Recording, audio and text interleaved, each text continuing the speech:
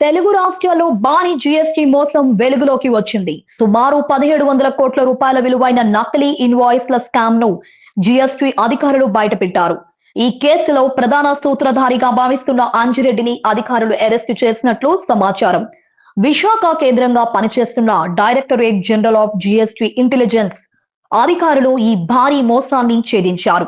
అధికారులు తెలిపిన వివరాల ప్రకారం అంజిరెడ్డి అనే వ్యక్తి పలు రాష్ట్రాల్లో విస్తరించిన సిండికేట్ ను నడిపిస్తూ 92 నకిలీ కంపెనీలను సృష్టించినట్లు గుర్తించారు. అమాయకుల ఆధార్, పాన్ కార్డులను దుర్వినియోగం చేసి బోగస్ సమస్యలను నమోదు చేసినట్లు విచారణలో తేలింది.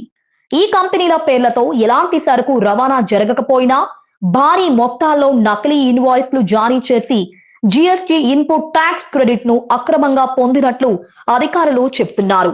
సుమారు 1700 కోట్ల మేర నకిలీ లావాదేవీలు జరిగినట్లు డీజీజీఐ అధికారులు గుర్తించారు. ఈ స్కామ్ ద్వారా ప్రభుత్వానికి కోట్ల రూపాయల ఆదాయం నష్టం వాటిల్లినట్లు అంచనా వేస్తున్నారు. నకిలీ కంపెనీల ద్వారా పలువురు వ్యాపారులకు తప్పుడు జీఎస్టీ క్రెడిట్ అందించినట్లు కూడా ఆరోపణలు ఉన్నాయి.